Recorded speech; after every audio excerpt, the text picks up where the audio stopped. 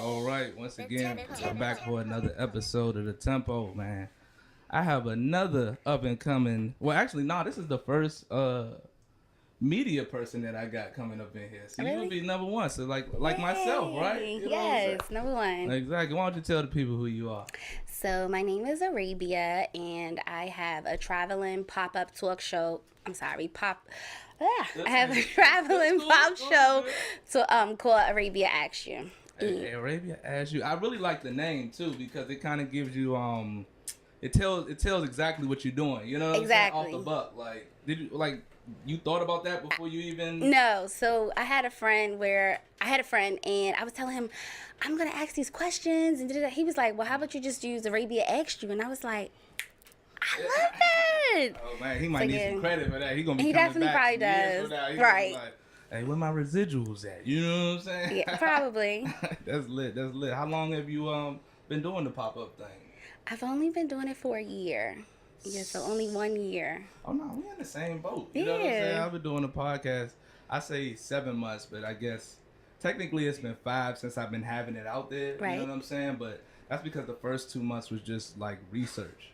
You know, like just learning about. I listen to podcasts all the time. You know what I'm saying? Who's your favorite? Whew. So many. I guess Joe Rogan would be number one. Okay. Right now, but I like Charlamagne and them with Brilliant Idiots. I listen to Sam Harris's one. I like the TED, what's the name? The TED Talks. Right. Yeah. I like their podcast as well. Like whatever ones gives me any type of information I'm lit. I used to listen to Joe Budden, but like I don't have a problem with Joe Budden. It's just I only want to listen to it if there's something crazy that's went on in the hip hop world. That's so true. I was listening, but see, once he moved over to Spotify, I felt like it was just a little bit too much for me to just go there because I'm Apple Music and everything. So, yeah, but I like him. Yeah, he's cool as shit. Like, what made you decide to, start doing the interview joints? Well, so I have friends. How I started would be. I had my friends, and I would just text them just random questions. I could be on the metro. Mm-hmm. I could be anywhere, like relationship stuff, just anything. And I would text them questions, be like, so if he was in this situation, what would you do? And then they wasn't answering the question quick enough for me. So I ended up moving it to Facebook. And then I moved it to Facebook, and, I was getting a lot of attraction with my questions. Then I said, okay, I'm going to start just an iPhone group for women. So it was just on iPhones where nobody knew who anybody was. It was just like kind of like people who I knew. Okay. And I just added them to the iPhone group chat, and then it wasn't enough. So then I ended up going to Puerto Rico. So I went to Puerto Rico, and that's when I kind of like started off with my whole Arabia Asks You, and I was literally just on the beach, and I asked them, what's the craziest thing you've ever done for love? And that's how I got started. Oh, wow. That's a good question. What was the craziest thing you ever did for love? I've done a lot of crazy things. But one thing that I tell people that I did was I was in a relationship, and my ex lived an hour away. And so he got upset at me for something that I did. And I drove all the way out there, and I camped outside his house. And I was going to stay outside his house until he talked to me, because he wasn't talking to me. And he was just like, you need to go. And I was like, no, I'm not leaving until you talk to me. And so, eventually I did leave, but I was going to camp out there until he came out. Oh, he was stern. He was mad at you. I did some bad things. Hey, look, we've all done it. You know what I'm saying? Like, right. Like, I'm trying to think. Like, I think a better question for guys is like, what's the craziest thing you ever did for sex? You know, I think that'll be a much more pertinent question. So, what's the craziest thing you've ever done for sex? I drove up to Pennsylvania one time. That was like 2.5 hours. Like, really? Yeah. Was it your girlfriend though? No. This was not no girlfriend. That's how it was. Yeah, that's just crazy. You know what I'm saying? I think I was talking to, what the joint was it back in the day? It was in MySpace and shit. Oh, you took it all the way back. All the way back, yeah. Because MySpace I was in college when MySpace was. It was like high school, and then it was right before MySpace stopped being popping. You know what I'm saying? So I was rapping to this girl on MySpace and stuff, and she was from the area, but she was going to, I believe it was Lincoln or some school in Pennsylvania, and I was like, she was like, yeah, you should come out here, la da da da, and I don't know what was, but I was just geeking. You know what I'm saying? I mean, but you were young. Yeah, so yeah, I was probably like 19 or something. young like and that. press. Right. Impressed. That's how it be. You know what I'm saying? So yeah, I done some crazy stuff as well, man. That shit is crazy. So like with the asking question, I think that's so like that's so real because it's like, especially when you talk about on the Facebook, I could just imagine like you asking these questions like that. I know y'all. What do they call it?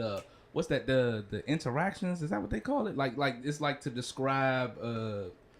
It's like an analytical approach. Oh, the impressions. Yeah. With like people kind of going back and forth and shit like that. You know what I'm saying? I know your shit was popping off that. Well, see, it was just my personal page at the time. So I didn't have the Arabia Actually Facebook page, which I have now. So make sure you guys go like that and follow it. But at that time, I didn't have it. I just had just a regular, just my own page. And it was popping. And then I had noticed that once I moved over to the brand page, it wasn't popping.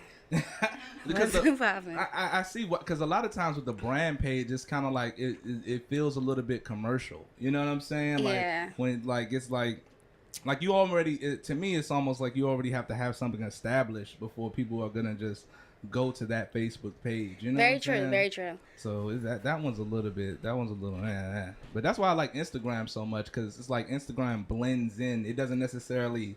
You know, because that's really a separate thing for Facebook, right? And so Instagram kind of everybody has a business page, right? You know what I'm saying? They don't even do nothing. You know what I'm saying? But they just have the little business profile. You could call me, text me, promo, whatever. They don't even do nothing. You know what I'm saying? Right. But it's nice because it kind of integrates it, so it's like it's still that I don't know, like I guess the community type of feel. You know what I'm saying? So that's how that shit started being popular. Like, when did you bring your Arabia Ask You to Instagram?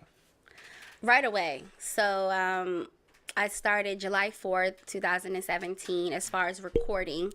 And I was, so I guess like around that time, because I started my brand January of 2017, but I didn't really start recording. And then once I started recording was when I kind of just had all of the social media platforms. Oh, that's lit. That's lit. So how was your first interview? Okay, so the one in Puerto Rico. Wait, yes, that'll be my first one. So the one in Puerto Rico, I interviewed maybe 5 people. And so 3 of them I knew. But the other 2 were like random. And so, but I didn't know what their answers were going to be. They knew what the question was going to be beforehand. And back then I would say, before the camera started rolling, I would say, okay, so I'm going to ask you this question. And it's going to be, but it's like literally, okay, I'm going to ask you this question. It was the craziest thing you've ever done for love. Okay, you ready? Let's go. And so it was just kind of like that. So you really still didn't really have a chance to kind of like think of your answer, which is kind of like my motto. Like, I don't want you to give me an educated guess. I want you to give me the first thing that comes to your head, so that way I can know that's what you really feel. Right. And the guy had told me, he was like, I'm not gonna curse because I don't curse, but he was just like, the craziest thing he've ever done for love was eat. The box? No, like SHIT. Eat shit? Yes, that's what he said. And so I was just like, and so I was literally like, what? Right. You gotta tell that story. Yeah, and he was just like, well, he just said, well, the crazy thing, he was like, what did he say? I can't remember verbatim, but he was just saying, like, you just, women break your heart, and basically, like, you just do anything for love. And that's what he was saying. I would have to go real deep. I need details about that, because how does it go into eating? You know what I'm saying? I don't really know. I don't really think he meant like, per se. I just think he was just saying like I just took a lot of shit from right. Him. Oh, okay. That's what let's hope. There is some, two girls in a cup type situations, but my God. Yeah, like that's wild as fuck. Yeah. Nah, that shit crazy, man. I know like me personally, like my first interview was, so as we kind of get into this, we're like learning along the way, right? Right. So I've always had conversations with people. I like, I sometimes I be driving the bus and I just sit up here and rap to people as they coming on. You know what I'm saying? Like, I just like, bringing up whatever. And so, I the first time I thought it was just gonna come like, like water, because that's what I do. You know what I'm saying? So okay. I was like, all right, I'm gonna set up this. My first time out, I set up 3 different interviews in the same day. Like, and so, yeah, like, and then back to back within an hour of each other, right? I've done it. Right. Now, for my first time going out, like, that was a mistake. You know what I'm saying? Because the first one went well. The first one went well because it was Queeby was on there, so me and her always debating about black consciousness and all of that. So that one was easy money. But then after that, I had Kokomo on there. So he's like a DC legend that just be rapping, riding the bus and stuff like that. Now, when I had him on, I had got connected with him because I used to rap to his daughter. You know what I'm saying? And so, but we wasn't messing with each other at the time. You know what I'm saying? And there was still some feelings on that. See. So then she came through and she was drunk, but I can say that's some of my fault too, because I'm sitting up there like I'm bringing, when I first started doing, I used to bring like big bottles of Hennessy, like I want everybody to get you know, because I want to hear the truth, you know what I'm saying? So yeah. So anyway, so it was just a bunch of big wild BS, and you know she was walking in front of the camera. This dude, he do da da da. Oh I was no! like, oh my god! So I was like, and then mind you, I said I had 3 guests, so it was him, them.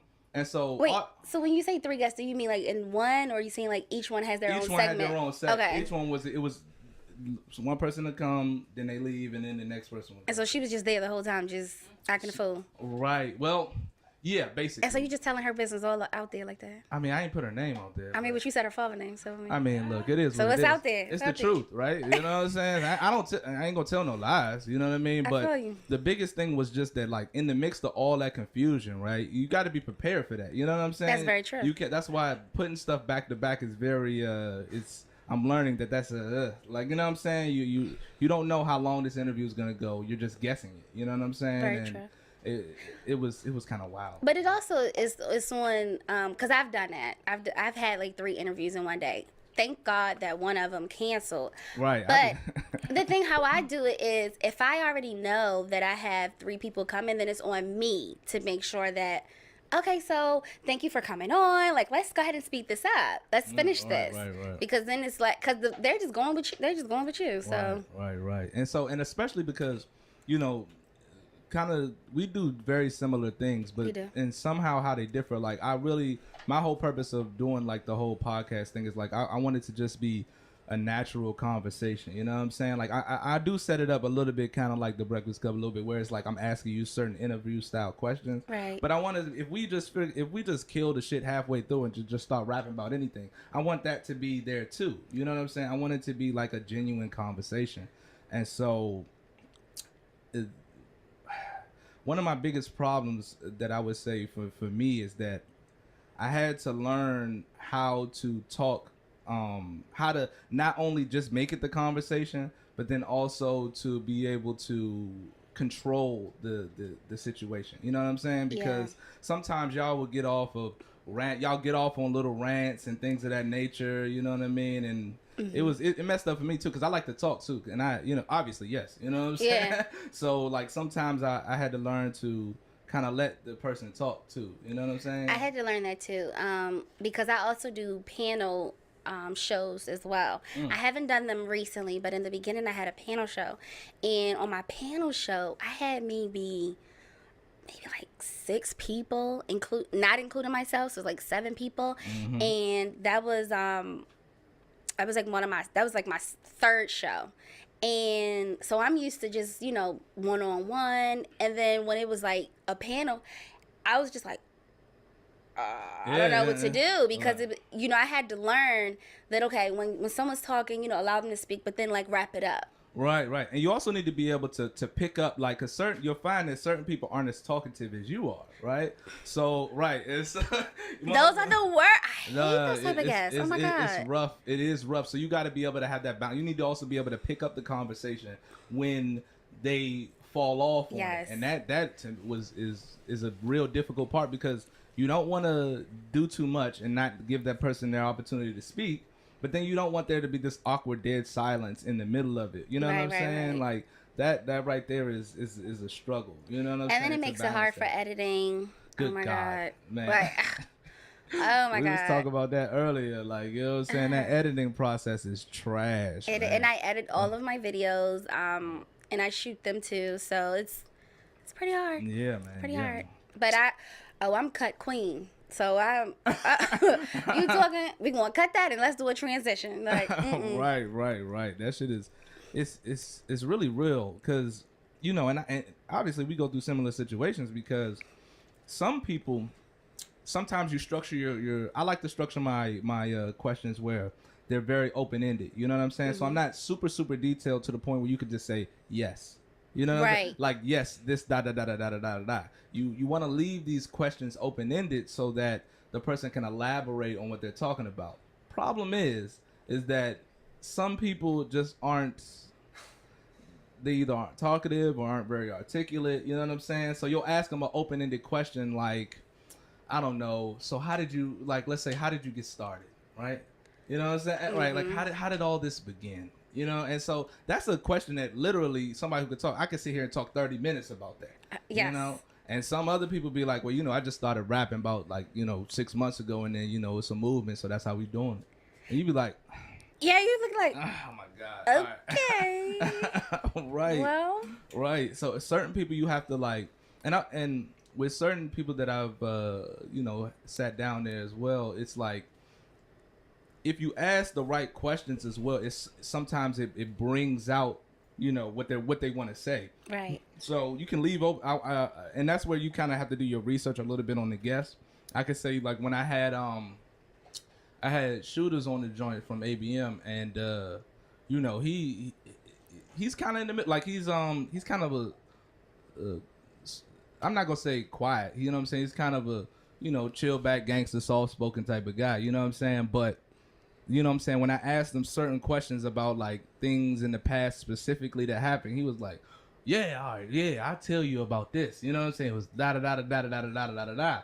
So it is difficult, like kind of maintaining the balance, you know what I'm saying? Because a lot of times, like when people are just looking at it, you don't understand the intricacies of what's going on, like you know what I'm saying? And as we kind of are working trying to build our own platforms, it's like we're learning too. Exactly. So Yeah, I know like for me, because I do a lot of pop-ups. So I know I went to one event and it was Black Girls Vote. And so I had got invited to this event. So I researched maybe like 4 or 5 women who were supposed to be there. And I interviewed none of them. So it was just like all of my researching was like in vain. Right. But I was able to get interviews and I was able to still, I like that because I do a lot of pop-ups. I learned how to probe. I used to also work for a call center. So you learn how to probe. You learn how to keep asking those questions. Even if I've never met you, I don't know what your business is. But you would never be able to tell that on camera. You'll think that like I might have knew them or something. And I'll just keep asking questions and keep going. We just going to keep going. And that's like, that's a natural talent. You know what I'm saying? There's a lot of parts about it that, you can't really teach. You know what I'm saying? You That's have very to true. naturally be a talkative type of person, or a person that's kind of just, that's interested in hearing what that person has to say. You know what I mean? Because that's why I ask a lot of detailed questions, like, because I want to know what the fuck the real deal is. And that's one of my biggest problems with like certain, that's why I want to do the podcast thing, because I used to be real deep in the radio. I had little internships at NPR and stuff like that. Nice. It was I mean it didn't grow to anything, but it was a good experience. Right. And so one of the things I really don't like about, like, let's say radio interviews, and especially like the ones that we hear like on our like WPDC or 93.9, is that they're it's just I'm just facilitating you promo your shit. You know what I'm saying? Yeah. And I don't like those questions where it's just like, all right, so la da da da da, what you doing? How y'all got started? Okay, cool. You know what I'm saying? I heard y'all was at the da da da da da. What's the next move? Like, you know what I'm saying? Right. It's not really giving the detailed part that you want to know. Like, let's say for example, like rappers, right? So I think that if I was really trying to be a rapper, like back in the day I used to be, and when when I listen to these interviews, I'm listening for gems that I could use, you know what I'm saying, in order to help me grow, right, and help me grow as a rapper. And so when I listen to these interviews, I wasn't getting that. Like when you say, how did you start, right? They say, well, I've been rapping since such and such, got signed to such and such and such and such, and then it just whatever, then it just popped. You know what I mean? That gave you no fucking information. You know what I'm saying? And I'll be looking for like some of the big details, like where they talk about like with the Migos, you'll have like, how did the Migos get started? Well, one of the biggest things I had seen in one interview, they did an excellent job where they was talking about how they really used a lot of their network, you know what I'm saying, around them. So they had like their friend while they're in the studio, they got people that fuck with them in there busting down CDs, like literally in there making their own CDs and shit. You know what I'm saying? They were performing at they worked out a deal with this one club, right, where they're just performing at this one club over and over and over and over again to kind of get their buzz going. You know what I'm saying? It was real strategic. And that actually is giving a little bit of a blueprint of, it's giving you good information of how you can get started. And I feel like a lot of the radio interviews and things, they just lack that, you know. It's not giving you that real detailed information, you know. Right. So it's rough. So you said that you used to rap. What was your rap name? Tempo. I mean, look, my name is Timothy So can you Poe. spit something? Hell no. Hell no. You ain't no rapper. You got no rapper. I mean, look, I don't have rhymes from back in the day, you know what I'm saying? Then spit something. Go ahead. No, I can't do it. I don't rap no more, you know what I'm saying? Like, I used to do a lot of like battles, you know what I'm saying? So like rap battles type thing. So I used to like write down the whole, cause that's what they're doing, you know what I'm saying? The whole art of freestyling back where it's coming off the top of your dome, that's not going on. None of it. You know what I'm saying? So one of my first, I have a show, I have a segment called Rhythm and Wine, and I had a guest on there, and he's a freestyle rapper. His name is Fatal the Cannon, so make sure y'all go check that out. But he is a freestyle rapper, and we was talking about that, and I was saying, like, I cannot stand the fact that freestyle rapping is not the same no more. Like, I don't want to see you with a paper and you just reading off the paper. That's not freestyling to me. That's a regular song. But that's to me. Like, I want y'all to bring back the basement, like BET basement. Like, that's when everything used to pop back in the day. It did. BET was definitely the channel to watch. And it's like, now, where y'all at? Like, well, all right, so let me give you a little bit, and this may be my opinion, but I think this is absolutely real. So even what rappers used to do, right? And Eminem gave a lot of secrets that was going on in the game, and I learned that. Like, so what you would do, right, is maybe you were Biggie Smalls, but the people that are like Biggie Smalls and Jay-Z and Lil Wayne, where they literally could come up with entire concepts off the top of their head, they are geniuses, right? And so that's not something an average person could do, or even that's like a 0.1 percentile of people that could do that. So what people used to do was you would write out like punchlines, right? You would have like, I don't know whether you write them down or just memorize them in your head. You'll have like these like 16. If I'm about to do a rap battle against somebody, or I'm about to come on whatever Rap City the Basement or whatever the case may be, I'm gonna have these set line of punchlines that I've already have written out, and then I'll say one, and then I'll mix it, then I'll freestyle one. You know what I'm saying? And then I'll integrate something else that I've already wrote, and that's really like what was really going on. but that's even accepted. Like, I would accept that, Right? because even if it's, let's say like it's a freestyle, let's say like right now, I just told you to do a freestyle, and you did a song that you had already wrote. I don't know that. Yeah. You know, I don't know that. I don't know your music. Right. But that's fine. But as long as you're not like reading off a piece of paper. Well, who's reading off a piece of paper? Well, I saw Stefflon Don doing that, and I love her. But I'm just like, I can't get down with that. Yeah, I mean, because it's like, you know, you want that allure. You know what I'm saying? You want, it's like you're a performer. You know what I'm saying? So you can't, like, you don't want to give up. It's like a magician showing you how he's doing the shit while he's performing. You can't. People want that performance, that allure, that this is all happening right now. Right. You know what I'm saying? Like magic almost. Right. You know, it's really the same. Like when you're looking at it, you see the dude doing little card tricks, and he over there, and he, you know what I'm saying, whatever, bam, bam, bam, bam, bam. Then he show you the card that he just did and mixed it all up. You like, what the fuck type of sorcery is this? You know, but we love the arts. Like, we love that imagination. And it's like, when you take that away from me, it's like, it's all fake. Just like the whole, like, you know, I'm a Nicki fan, just so y'all know. You know, it's Nicki all day. She's the queen. We can have a good discussion. Oh, we can have a discussion. We can have a discussion. But but the fact that, you know, Cardi B, you know, nobody cares that she's not writing her raps. I'm like, what is this? Yeah. I you know, all right. So for me, I think that the game itself has the game itself has changed to the point where I don't think that it even matters anymore. It doesn't. You know what I'm saying? It doesn't, and maybe it shouldn't. I'm not even one that say that whether it should. I think that whether it should matter, whether somebody's writing it or not, is, you know, that's a question. But I don't necessarily think that that's automatically a law. You know what I'm saying? Because at the end of the day, what is it's the music. You know what I mean? So Milli Vanilli, it was an issue. Right. Drake, it was an issue. Mm. It was an issue. It was an issue. It might not have been a big issue, but it was an issue. It was a big issue, but that was the last. I think that ended it. That ended once Drake came back from that. Nobody gives a fuck about it anymore. We don't care whether you write it, your man's wrote the whole thing. Nobody cares. That was the end. That was the end of whether this whole idea of the, like, the artist needs to come directly from the artist. You know what I'm saying? And I can even, but you know, because it's talking about authenticity, right? But if we're gonna be fair, right, we can even go back to Tupac, right? A lot of the raps and what Tupac was saying that he's doing, right, is not things that he's actually done.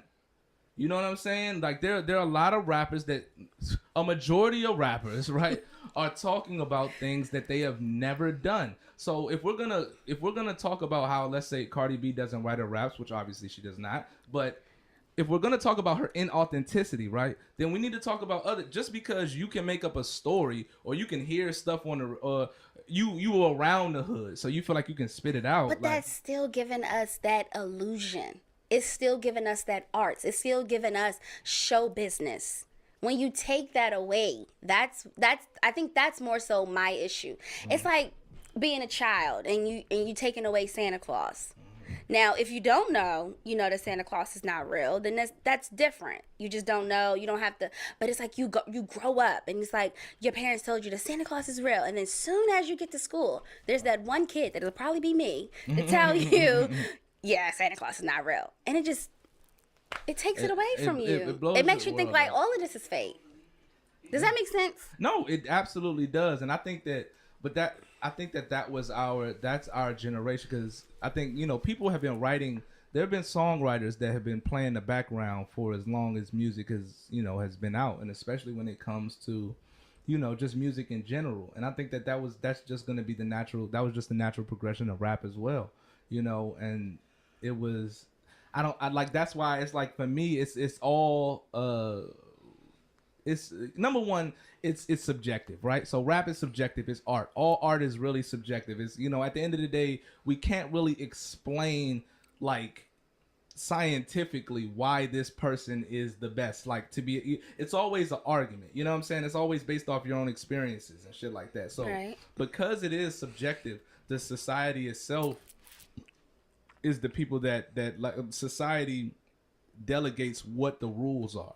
And I think that us in our particular generation, I just think that we were used to a certain authenticity, quote unquote. You know what I'm saying? That new age kids aren't. You know what I'm saying? That the younger generation isn't. And I don't even think that's necessarily a bad thing. As long as the music itself is being, you know, as long as the music itself is keeping up and you know, and which you can argue that it's as good as it's ever been as far as the music that's putting it out. Now, I'm saying that not from what I enjoy, because I don't listen to niggas like, you know, Tekashi 6ix9ine or Lil Pump or almost any of these dudes.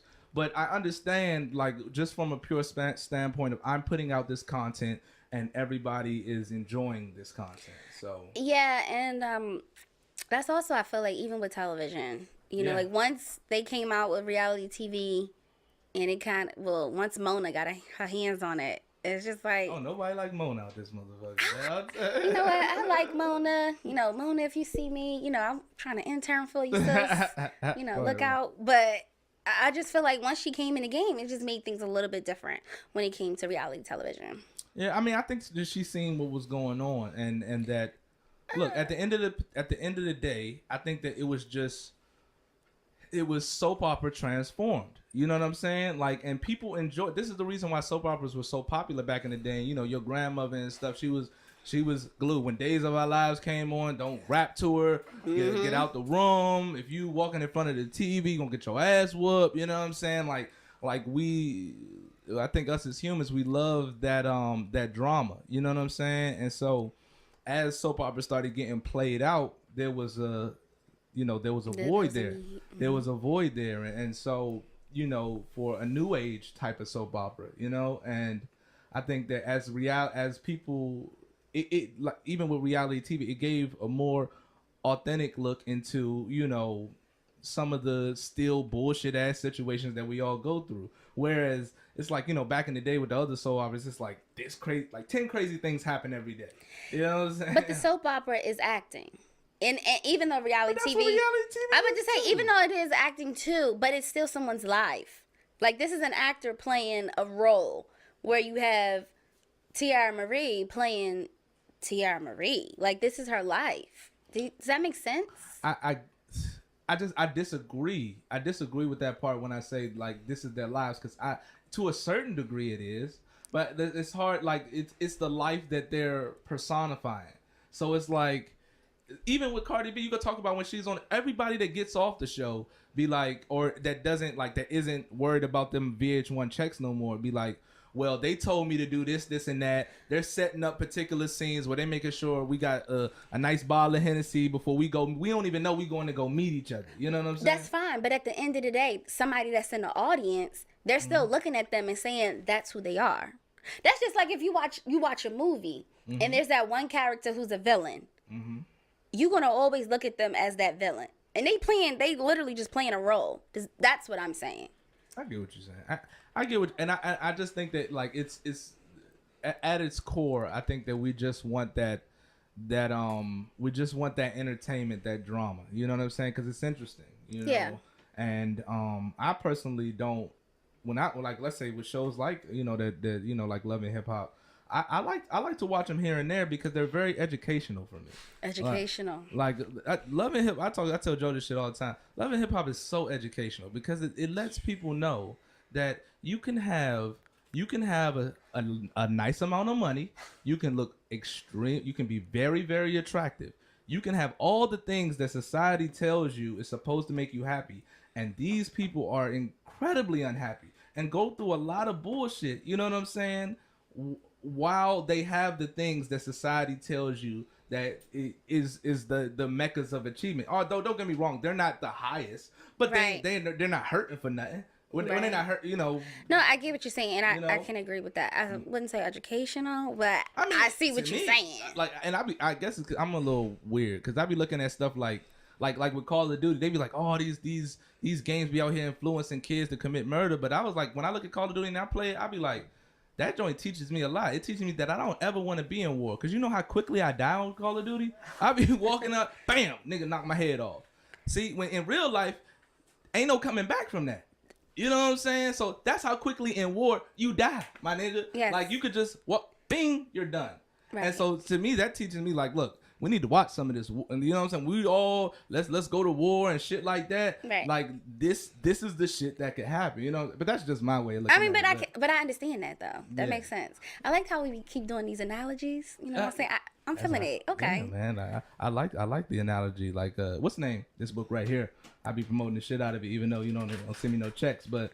You know what eventually, I'm saying? speaking into existence. Right, exactly. But Jordan Peterson, he's a clinical psychologist, and he talks about some of the relevance of stories in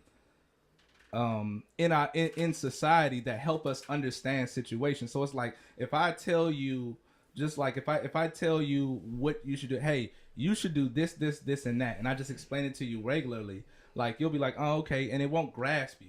But if I tell you a story of why that, like this happened to this person and la da da da da, you can grab it more. You know what I'm saying? True. So analogies, this is the reason why movies are still popping. Like movies will never go out of style. Like that type of entertainment, because it number one, we're able to suspend reality, but sometimes fictional stories are more true than reality. In a sense, you know what I'm saying? Like you ever see how like for example, like somebody could be living in that. I deal with that with some of my friends where they just feel like nothing is good about life. They just go through so much suffering, and they have this concept of the world, that the world is somehow out to get them specifically. And There's a lot of people it's like based that. on their own experience, but your own experience lies to you. You know, if all you dealt with was guys that were terrible, like just terrible. Let's say your father was terrible. The men that you dated were terrible. You're gonna have an outlook of men that isn't good, and you might have a distorted perception of how what all men are. You know what I'm saying? And that's why story. I think that's why I do think that stories kind of, and taking an overall picture of things gives you a better insight on what the truth really is, even though your personal experience, is telling you another thing. I think to a certain extent, um, because I'm a little different. Okay. I feel like, say we dated, right? Okay. Just because you hurt me, that doesn't necessarily mean that the next person is going to hurt me. That doesn't necessarily mean that what you did, I'm going to have to deal with it again. Because I feel like if I'm already hurt with the situation, then that means that I have to deal with me, deal with my hurt before I can move on to the next person and say, like, this person's going to, but then if I'm seeing the same behavior, then that's when it comes and it's like, okay, wait a minute, this is the same type of thing, and I don't want to go through this again. And then that's when it's on me as the woman to kind of address that. And I think that's a lot of, I feel like we have a lot of problems as women where you just feel like, well, my father did this to me, or this man did this to me, so this person's gonna do that. No, because that's not necessarily true. And if that man does do that, it's okay, because we all make mistakes. Like, everybody is human. We're not perfect. Sure. So you have to live, that's just me. I live my life with saying, if you did this to me, that's fine. So then in my next relationship, I need to know, like, okay, this is going on. I need to fix it. I need to look at this. But also, I think that a lot of times people need to, talk to Jesus, because, It does help. I think that religion does give people, no matter, I mean, certain religions, I do think they give you a certain foundation, a certain moral ethics that allow us to navigate the world.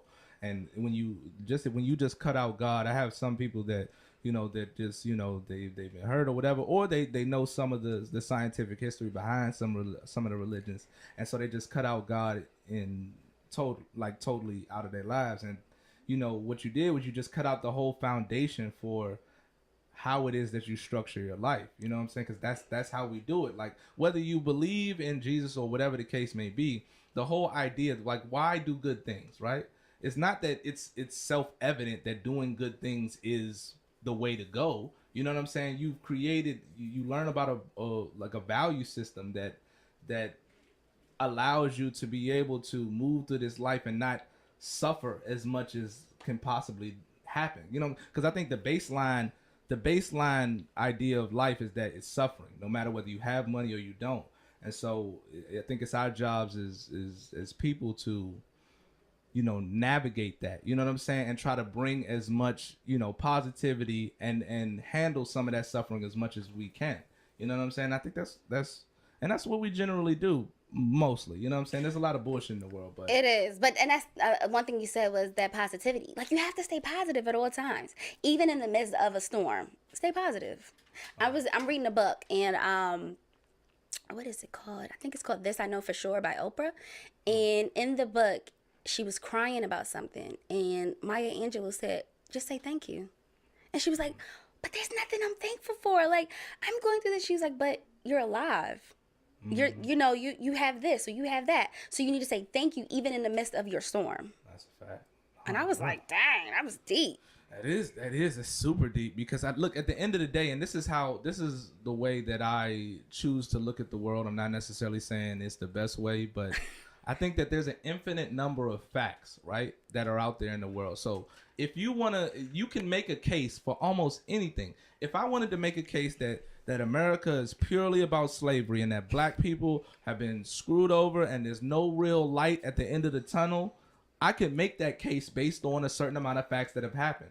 I could also make the case in the opposite direction. Like, like, you could talk about, like, how that, let's say, men have been oppressing women throughout the entire course of time, which I don't believe, but, like, I'm saying that, like, at the end of the day, I could take a certain amount of facts and make a case for either one. You know what I'm saying? Okay. And it's I think that the way to go about it is I like to look at things in a positive light. You know what I'm saying? And as optimistically as I can. You know, because I think that's the only way to have life worth living.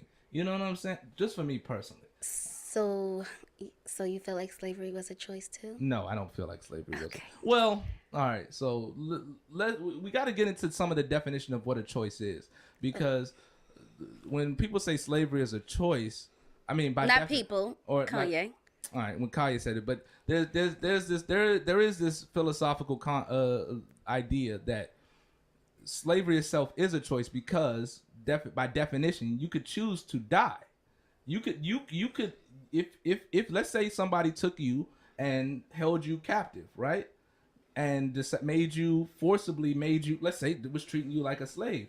You could essentially kill yourself if you wanted to. You don't have to live that life by definition. I'm not saying they gave you the optimal choices, you know what I'm saying? But by definition, it can be a choice. Now, I'm not arguing the fact that, because I think that when you say that slavery was a choice, what you're doing in a sense is kind of making an excuse a little bit for like you're trying to defend the concept of slavery, like people didn't have to go through it.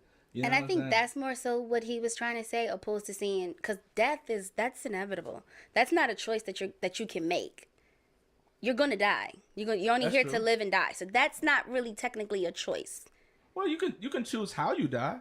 You can choose how you die. You can slit your throat right now on camera if you wanted to. Okay, God forbid. You 'Cause could, right. that's what my throat. I don't want to go to the, but by that definition, you can choose. You get to choose how you die. You also get to choose how you live. You know what I'm saying? You can choose how you see the world. You know what I'm saying? Okay. So I get it from a definitional standpoint. You know what I'm saying? I'm not like, look, the fact that people were looking for Kanye for any type of political advice boggles my mind anyway. Because it's like, why do we respect the opinions of rappers? Like, you rap. You know what I'm saying? You produce beats. So I can give a shit what you have to say about any type of politics situation. You haven't studied it. You're not immersed into it. So I don't give a shit when niggas like Lil Wayne was like, I don't know about, what he say? What he was talking about, like he said, I don't know about they asked him about I know what slavery you're a talking while about. ago. I think that was on 60 Minutes if I'm not mistaken. I don't But they remember asked him- verbatim, but I do remember. Right. Like, So he was saying some of the same sentiments, and it was like he was like all outraged, and I was like, why do you give a fuck about what Lil Wayne says about I mean, anything other than rap? the same way how we have a president who was not even a congressman. The same way how we Yeah. have to look at what he has to say. It's the same thing. I don't. Well, how He is that was the same? never, because he was never in politics. Right, but you He was don't have never to be in senator.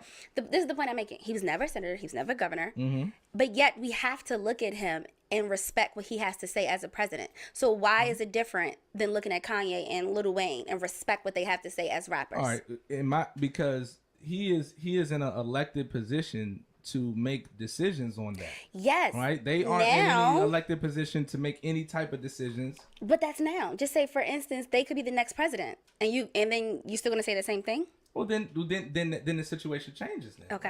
right? Okay. And then the situation then what he says politically, Would matter. It matters. Okay. Right? In my opinion, you know what I'm saying? But I see your logic. you know, I don't know. Like it's a lot of different ways that you can look at the world, you know. And so I get, to me, man, and you know, my views aren't necessarily mainstream, but they're your views and they matter. right.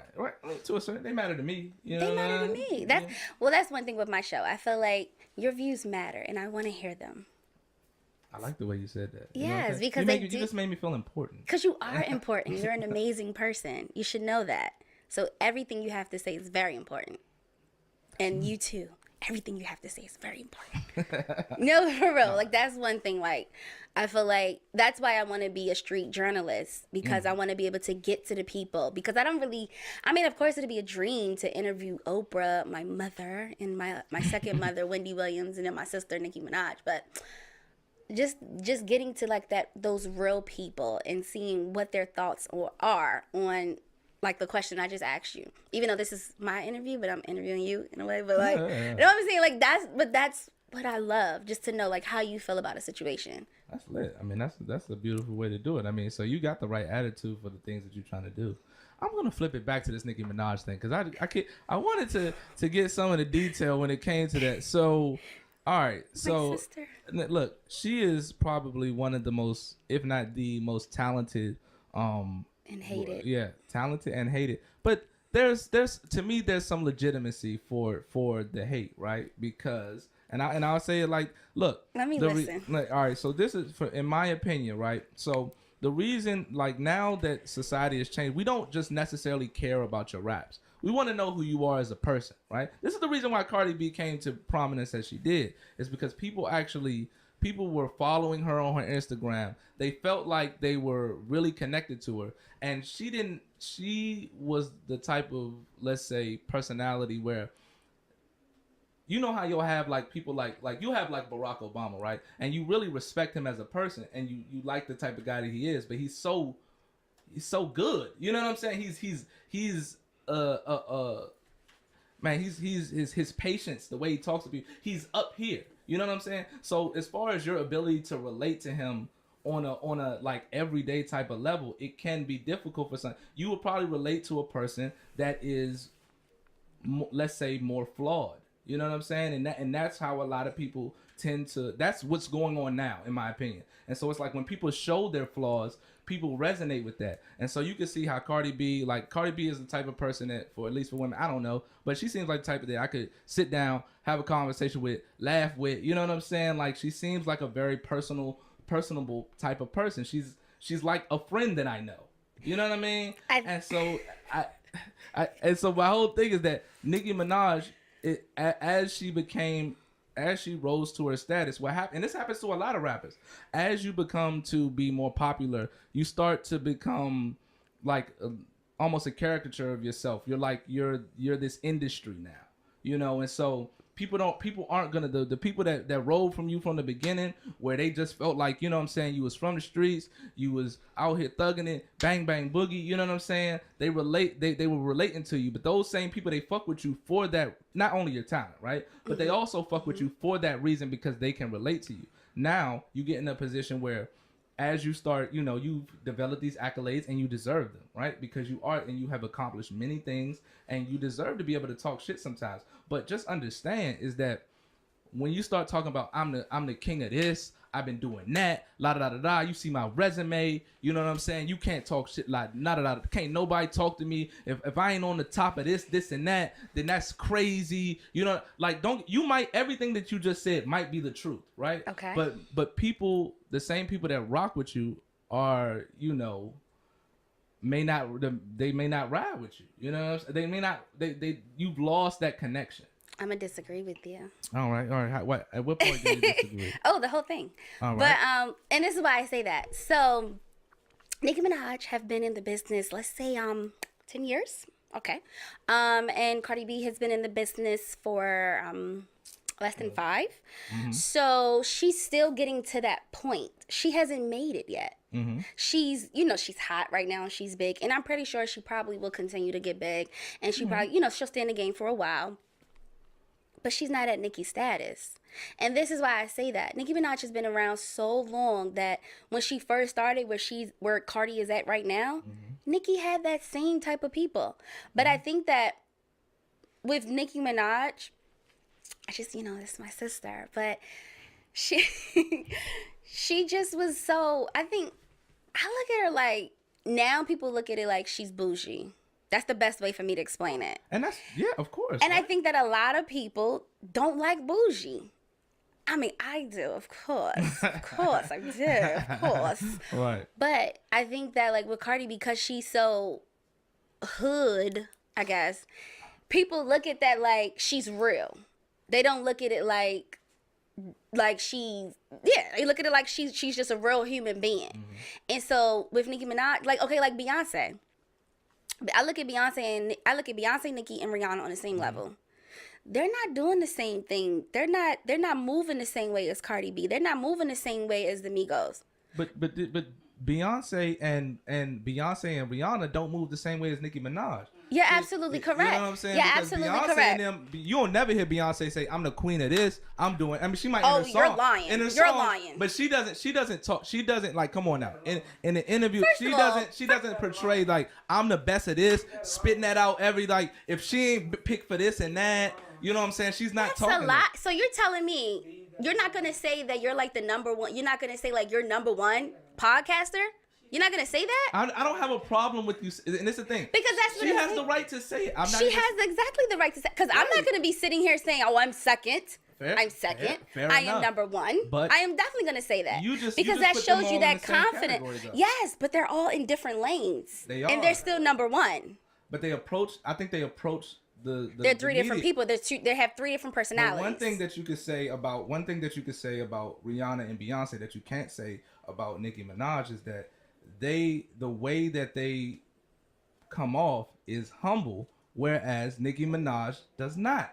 She does, and I'm not saying that Nicki Minaj went could to be right theater. in talking. Nicki Minaj went to theater school. Okay, she is an actress. Nicki Minaj is the odds. Like Okay. she's a character. I like that. I like That's what she's a character. Nicki Minaj gives you performance. She does. She gives you performance when it's Queen Radio. She gives you performance when it's an interview. I She like she the gives Queen you Radio performance too. at all times. Which is that's one thing that I love about her. She knows how to turn it on. She puts that British accent on. Like she Nicki Minaj gives me, this is the odds. I am here. I'm ready. Like that's what but me personally, like I love that. And I think that to some people it comes off like she thinks she's doing too much. She's doing too much. And I don't think that. I just think that she's just being what she knows. She's being a character. That's fair, and that's fair. And there's going to be cons to that, though. There's pros you're and cons absolutely to correct. that. But one thing I can definitely say is she has not changed. If you go back and listen, but you got to go back because that's the thing. You got to go back and listen. If you go back and listen to Nicki Minaj, she was definitely doing the same thing back in the day. Fair enough. So nothing has changed. The only thing different is that we as society has changed, and just the same way how you saying that you're accepting people, you don't care if people write their raps or not, because you said that. That's true. And so I'm just saying, because you said true. that, Okay, I know it's but your generation, because we're not in the same generation clearly, but your generation, those are the type of people who just feel like they don't care. And that's fair. And like I don't necessarily when I say that I don't have a problem with it per se. I just don't have a problem with it. I don't like I said I don't listen to a lot of their music anyway. But at the end of the day, I think that look, she can navigate it however she would like to navigate it. That is no problem. There's a reason she's successful. She's incredibly successful, and that success is you know what I'm saying is I think it's right. Like she did her she paid her dues and she earned it. But the thing about you can't for me you didn't even dispute the point that the people that we just named, like let's say Beyonce, Rihanna, and Cardi B, when they're talking about they move in a different way that doesn't. There's a lot of aggrandizing that comes with Nicki Minaj. There's I'm this, I've done this, such and such and such. You don't find that in Rihanna. You don't find that in Beyonce. You don't find that in Cardi B. You know what I'm saying? And the reality is that Cardi B didn't even come at Nicki Minaj's neck. It wasn't like she was coming through saying, I'm the best rapper, I'm coming up in the game. There was a lot of hate just because she was doing well. I'm going to pause you. All right. So I don't think that that's what it was now. I don't think that's what right? No, we're not. No, you are. I'm not. Okay. You're speculating. No. All right, fair enough. This is a bar. All right. So okay, so I definitely agree with you. Nicki Minaj definitely came out like that. And I know that now with her not even being nominated for real in the Grammys, it's not a good look. It's not a good look, and it basically proves your point.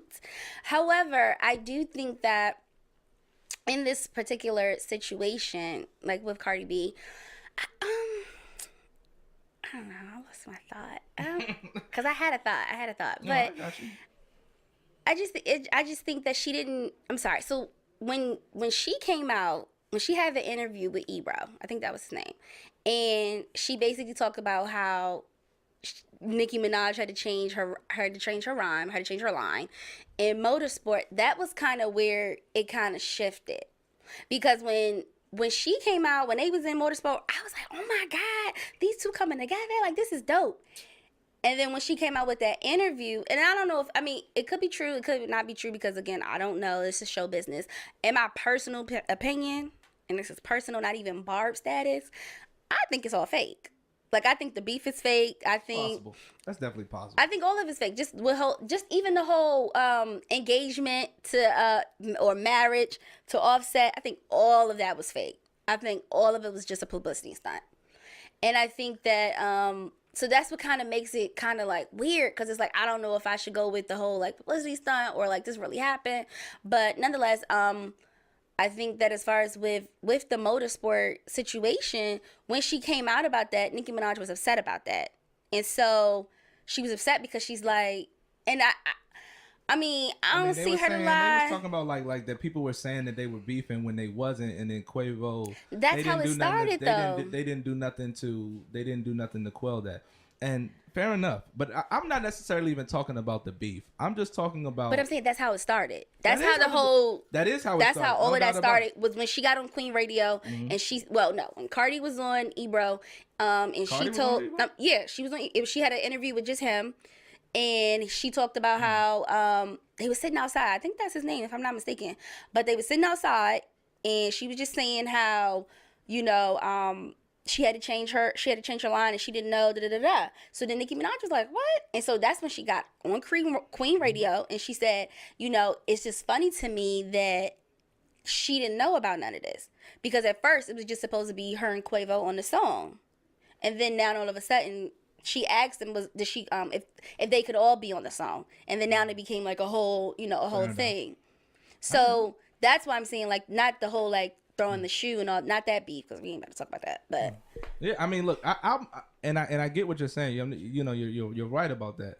I'm just talking about the premise we started from was, let's say, why people, let's say, resonated or are now resonating with Cardi B more than they resonate with Nicki Minaj. But again, back to what I was saying, like, Cardi is still new. Like, she came from reality TV. The same argument that you had about reality TV, about how, it's real, people love that drama.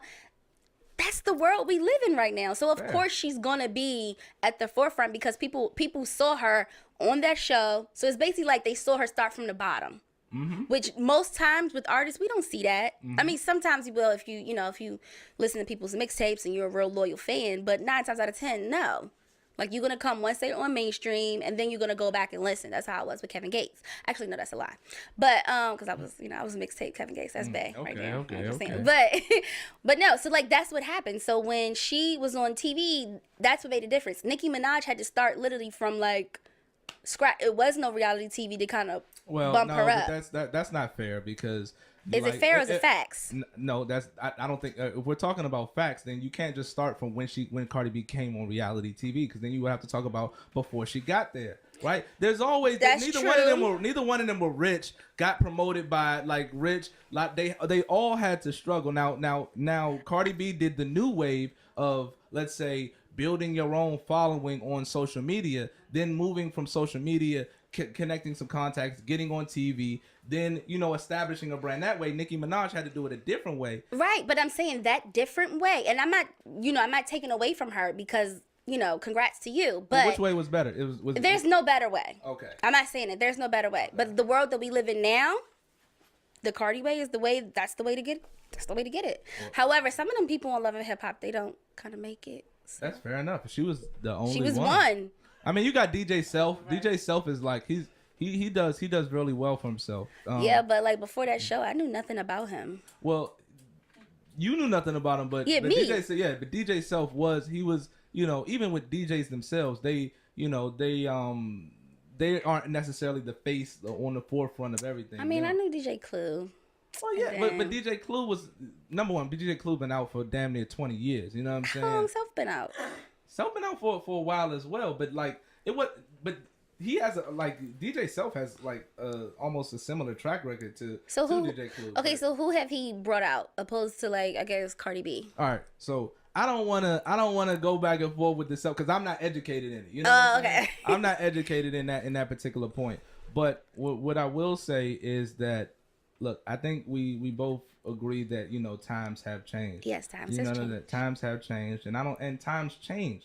That's just the reality of the situation. Our generation, we like to feel because we grew up in it that our generation did it the best, and we're the previous generation, right? Because every previous generation says that the new generation is doing it wrong, right? That's true. how they always try to blame, and I never want to be that type of old dude, because that shit blows my mind. Where you have old heads that grew up, born in the 70s, grew up in the 80s and 90s, and they be like, man, y'all youngins out here wild today, and you be like, damn. You were a part of the crack epidemic. Right. You know what I'm saying? Right. Like you're not gonna take any responsibility for that. And then it makes no sense. Like, especially it'll be like a parent talking shit about their kids, because it's like, that's how my uncle is. That's terrible. But that don't make no sense, because it's like, if I'm a parent and I'm talking shit about how my kid is not doing this and not doing that, I'm talking about myself. I'm talking about my own lack of parenting that helped contribute to what this person is today. So I don't think that's what they're saying. Cause I know, like, my uncle would be like, we grew up with rape forever, like all that stuff, and it's just like, I think they just saying like, we had it worse than what you had it. I mean, but that's not necessarily true.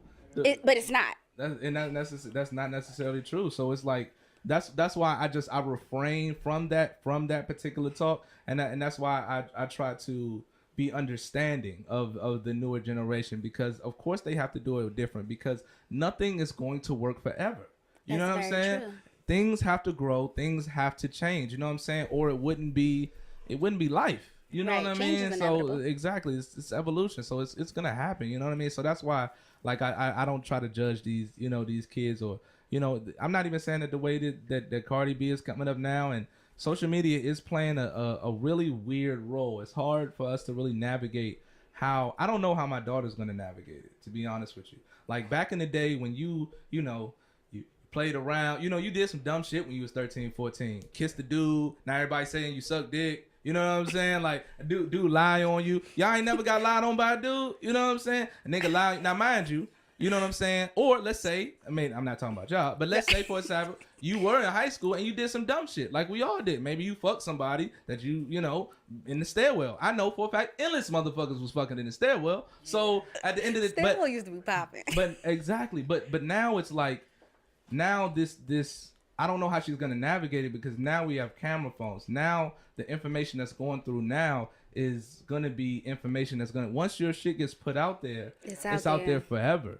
You know what I'm saying? So, and now the bullying, they all talk about this, oh, we're going to stop bullying and this and that. But you can't control. Every kid has a cell phone. Like, the bullying now is like, it's I ain't even going to say it's worse, but it's different now, because, like, maybe they can't do it right there, right in front of your face. You don't see as many kids, like, getting beat the fuck up. But now they go on the internet, and they got and cyberbullying the whole high, and it's like every high school, because now they all connected. Like, all the high school. It used to be back in the day where you be like, yeah, I know some people that went to Suitland. I know some people with the la.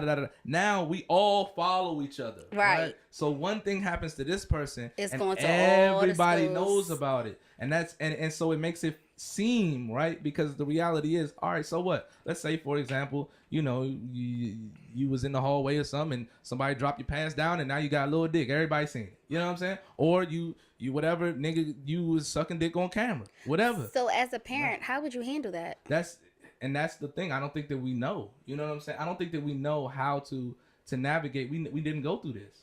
You know what I'm saying? So it's like, we try to tell our kids, like be very careful about social media. But like, look, how much did you listen to your parents about what you had going on? You know what I'm saying? So it's to me, it's scary. Well, you know what I'm saying? But look, we every generation has their own set of challenges, and it's all about how you look at the world. And I think that, things are, when I look at the world, I see that there's wild shit that has never been done. And there's also really good shit that has never been done. I mean, you could look at it and be like that black people are being like super oppressed, and you're definitely right about that. But then you also could look at the fact that we have people of color in positions that we've never had before ever in history.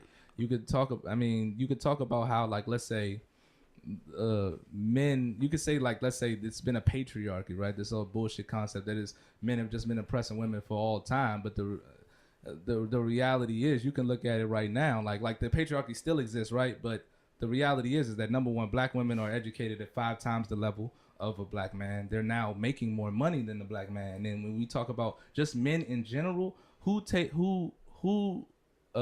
up the majority of the homeless population? It's men.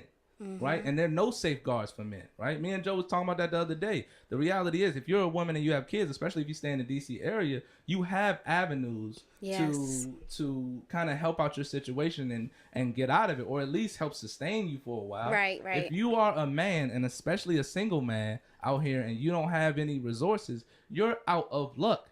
You are on the street, my nigga. And not only are you out on the street, but nobody gives a fuck. Right. Right, like people talk about rape, right, but nobody gives a fuck about niggas getting raped in jail.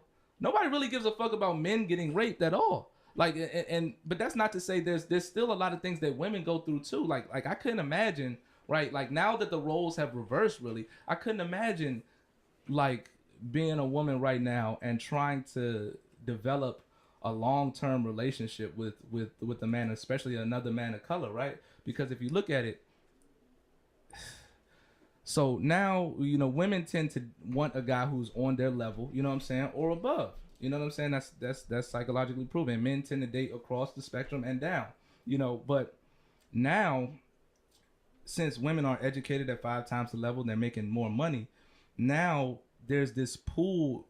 Women are still searching for a pool of a man who can not only be able to financially take care of himself, but also, you know, be able to take not necessarily even take care of you, but just kind of meet you halfway. And the pool for people who can just financially take care of themselves is now a pond. And on the other side, why, if you a dude right now, you know what I'm saying, if you got a car, your own place, a solid income, you can be ugly as shit, but you ain't gonna have no problem finding a woman now. So the way that things have kind of manifested is it's messed up. You know what I'm saying? But it's about how you look at it. I mean, look, at the end of the day, every generation, like, you can go back thousands of years, we've all had our set of challenges, but we can't just look at the world like that it's this person's fault. It's that people's fault. It's this, and that. It's like, look, this is what we got going on. This is our set of problems.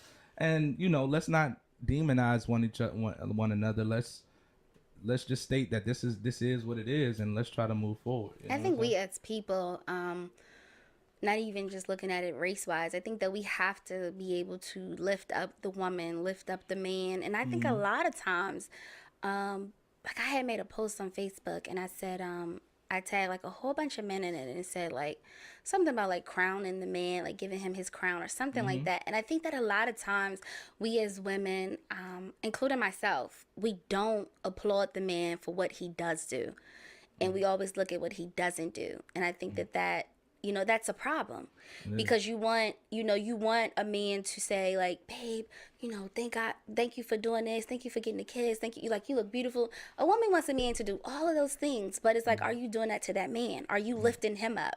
Are you making sure that you're being there for him? Are you being his covering and, you know, just helping him out? Like, just a simple, just, you know, babe, you look good today. That haircut, that's really good, and it'll go a long way just to uplift just the man, not even just a black man, but anybody, right? That concept goes across the whole, you know, social, political avenues. It's like what you're saying fundamentally is that, you know, you're really taking responsibility. You know what I mean? What you're like, all right, this is what's wrong with me, and I see that you have things wrong with you. You know what I'm saying? But I'm gonna talk about the things that you are doing well without demonizing you, and that's the problem. We want equality, so we're trying to fix oppression, right? But one of the problems is that we're trying to fix oppression at the expense of somebody else.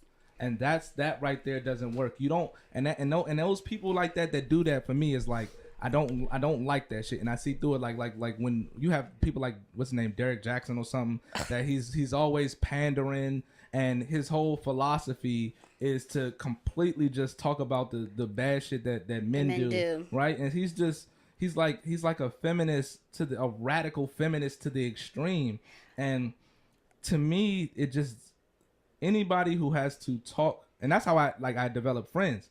If you have to talk bad about somebody else in order to, let's say, To get lift my you up. approval, exactly, to lift yourself up, to get my approval, then I see where your intentions are.